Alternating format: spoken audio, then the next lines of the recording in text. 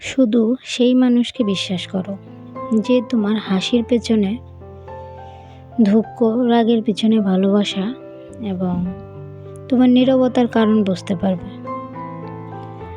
কথায় আছে যে বিশ্বাসে মিলাই বস্তু তর্কে বহুদূর। আসসালামু আলাইকুম, সবাই কেমন আছেন? আশা করব যে যেখান থেকে আমার আজকের ভিডিওটা দেখছেন আল্লাহর রহমতে সবাই ভালো আছেন। আলহামদুলিল্লাহ, আল্লাহর অশেষ রহমতে আমরাও ভালো আছি। রাতের বেলা কিছু বাজার নিয়ে আসা হয়েছিল আর সেগুলোকে গুছানো হয়নি রাতে, তাই এখন সকালের নাস্তা শেষ করে চলে আসলাম এগুলোকে একটু গুছিয়ে নেওয়ার জন্য। আর আমি আস্তে আস্তে জিনিসগুলো বের করে নিচ্ছি। শুকনা যে জিনিসগুলো প্রয়োজন 1 মাসের জন্য সেগুলোই মোটামুটি কিনে নেওয়া হয়েছে, যদিও জানি না এগুলো দিয়ে 1 মাস পার করতে পারবো কিনা। তারপরেও যে কোনো জিনিস দেখা যায় যে একসাথে কিনে নিয়ে আসলে সেই জিনিসটা অনেক বেশি সাশ্রয়ী হয়। যেমন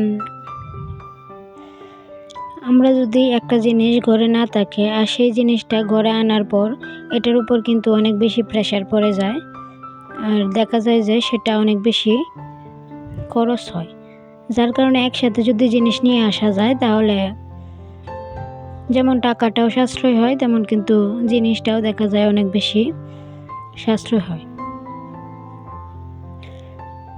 এখানে 3টা ভীম নিয়ে আসা হয়েছে আর একটা লিকুইড ভীমের প্যাকেট নিয়ে আসা হয়েছে, সাথে 1 প্যাকেট ছোটো নুডলস নিয়ে আসা হয়েছে, কারণ আমরা 2 জন মানুষ, আমাদের ঘরে তেমন একটা মানুষ নেই। আমি আর আমার হাজব্যান্ড আর সাথে আমার একটা ছেলে, যার কারণে দেখা যায় যে তেমন কিছুর প্রয়োজন হয় না। আর যদি এগুলো ছাড়া আরও কোনো কিছুর প্রয়োজন হয় তাহলে নিয়ে আসা যাবে। অনেক আপুদেরকেই দেখি যে মাসিক বাজারটা একসাথেই করে নেয়, যদিও আমাদের কখনো এটা করা হয় না, কারণ দেখা যায় শ্বশুর বাড়িতে গেলে শ্বশুর বাড়ি থেকে কিছু না কিছু নিয়ে আসা হয়, আবার বাবার বাড়িতে গেলে বাবার বাড়ি থেকেও কিছু না কিছু নিয়ে আসা হয়, যার কারণে তেমন একটা কেনার প্রয়োজন হয় না। আমি এখানে 3 কেজি পেঁয়াজ নিয়ে এসেছি, সাথে 1 কেজি রসুন আর 5 কেজি আলু। জানি না এগুলো দিয়ে মাসটা কি পার করতে পারবো কিনা, যাক যতদিনই পার করতে পারি অন্তত একটা আইডিয়া হবে যে কতগুলো জিনিস দিয়ে আমার কতদিন চলে। আমি এখন শুকনা জিনিসগুলো একটা পটের ভিতরে গুছিয়ে রেখে দিচ্ছি।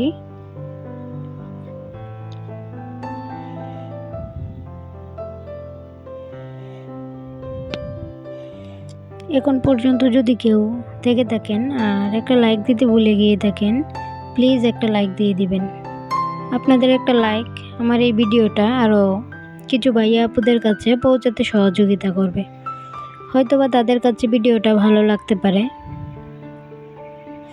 আর যারা আমার চ্যানেলে নতুন এসেছেন আজকে, তারা যদি মনে করেন যে আমার চ্যানেলটা সাবস্ক্রাইব করে আমার পাশে থাকা যায়, তাহলে প্লিজ আমার চ্যানেলটা সাবস্ক্রাইব করে বন্ধু হয়ে পাশে থাকবেন আর পাশে থাকা বেল বাটনটা ক্লিক করে দিবেন, তাহলে আমি ভিডিও ছাড়া মাত্রই আপনাদের কাছে নোটিফিকেশন চলে যাবে, আপনারা সময় করে দেখে নিতে পারবেন।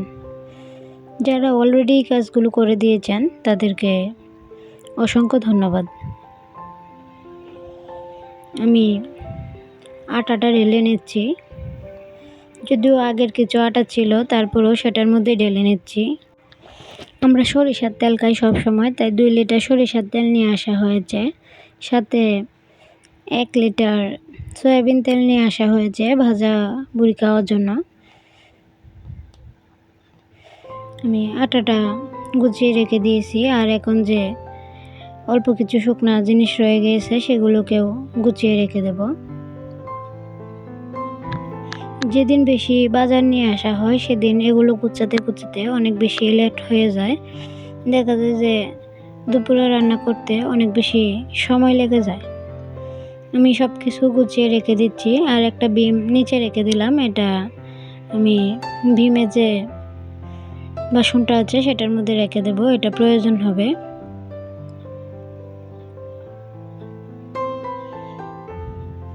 আমি পরবর্তীতে পেঁয়াজ রসুনগুলোকেও গুছিয়ে নিব।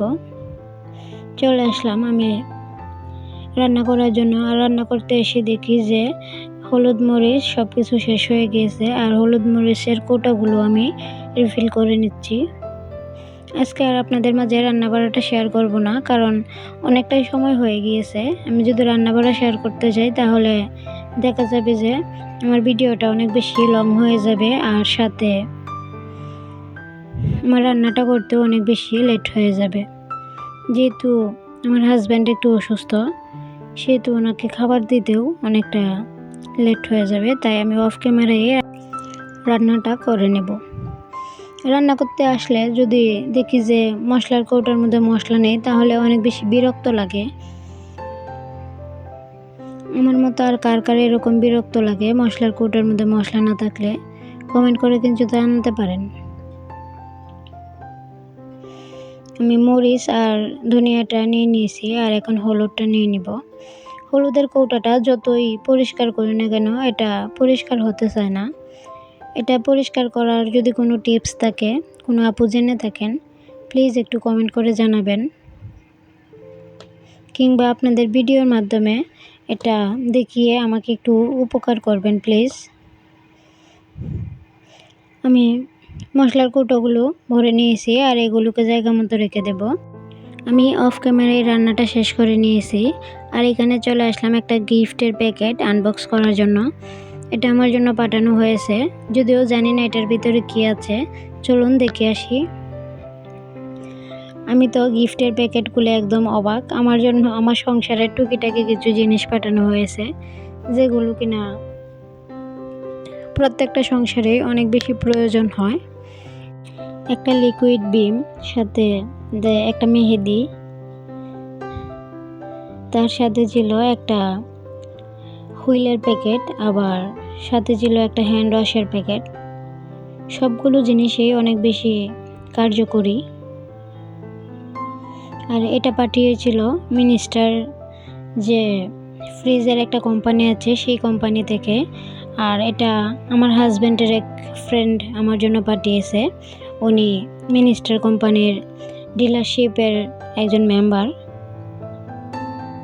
আমরা যারা ইউটিউবে কাজ করি তারা কিন্তু বিশ্বাসের উপরেই কাজটা করতে হয়, কারণ আমরা জানি না কে কতটুকু ভিডিও দেখে আমাদের, আবার কে ভালোবেসে দেখে, আবার কে বিরক্তি থেকে দেখে।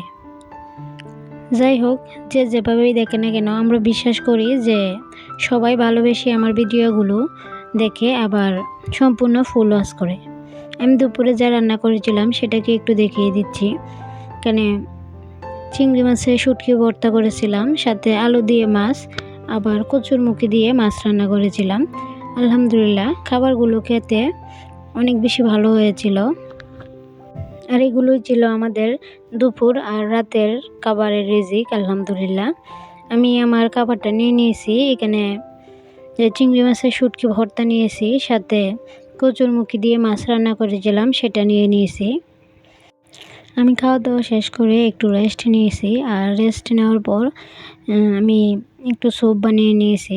আমার হাজব্যান্ড যেহেতু অসুস্থ, ওনাকে একটু স্যুপ বানিয়ে দিয়েছি, খেতে ভালো লাগবে তাই। আর আমি একটু বাহিরে যাব, যার কারণে ওনাকে স্যুপটা বানিয়ে দিয়ে তারপর আমি রেডি হয়ে একটু বাহিরে চলে যাব। আমি রেডি হয়ে বের হয়ে গিয়েছি। জানি না এখন পর্যন্ত কেউ আছেন কিনা। যদি দেখে থাকেন আর একটা লাইক দিতে ভুলে গিয়ে থাকেন, প্লিজ একটা লাইক দিয়ে দিবেন। আর আমার কথায় যদি কোনো ভুল ত্রুটি হয়ে থাকে তাহলে প্লিজ সবাই ক্ষমার দৃষ্টিতে দেখবেন। আর আপনাদের যদি মনে হয় যে আমাদের এই বোনটা আমাদের পাশে থেকে একটু এগিয়ে যাক, তাহলে প্লিজ আমাকে একটু সহযোগিতা করবেন। সবাই ভালো থাকবেন, সুস্থ থাকবেন। আল্লাহ হাফেজ। আসসালামু আলাইকুম।